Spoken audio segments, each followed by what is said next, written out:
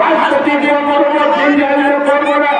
আজকে প্রত্যাশার মাটি বাংলাদেশের উর্বর, এই উর্বর মাটি বর্ষিত ছাত্রদের বাংলার জন্ম দিয়ে থাকে। তেমনিভাবে আজকে আমরা বিগত সময়ের শিশুদের আলোচিত করেছেন, নেতৃত্ব দিয়েছেন।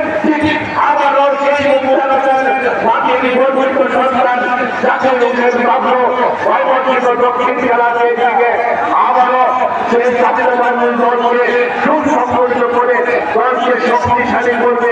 আগামী দিনে যে নির্বাচন হবে সেই নির্বাচনে দক্ষিণ জেলা বিএনপির প্রত্যেকটি আসনকে জাতীয়তাবাদী দলের প্রার্থী বিজয় হতে পারে সেই পথকে সুগম করবেন।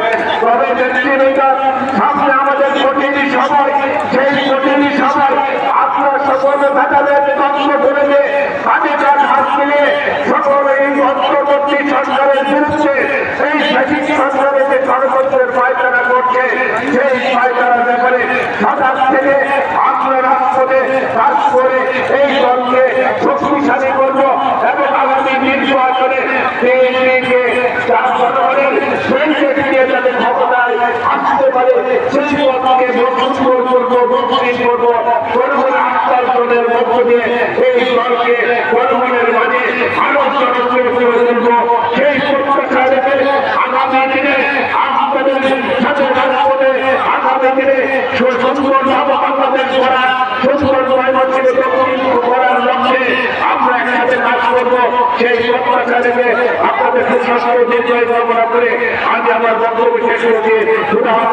বাংলাদেশ জিন্দাবাদ, জাতীয়তাবাদী দল জিন্দাবাদ, শহীদ আবারও খালেদা জিয়া জিন্দাবাদ, শহীদ জিন্দাবাদ, তারেক রহমান জিন্দাবাদ জিন্দাবাদ, ময়মনসিংহ দক্ষিণ জেলা বিএনপি জিন্দাবাদ জিন্দাবাদ। সকলকে ধন্যবাদ। আসসালামু আলাইকুম। প্রিয় ভাই আমার ঐতিহ্যবাহী একদম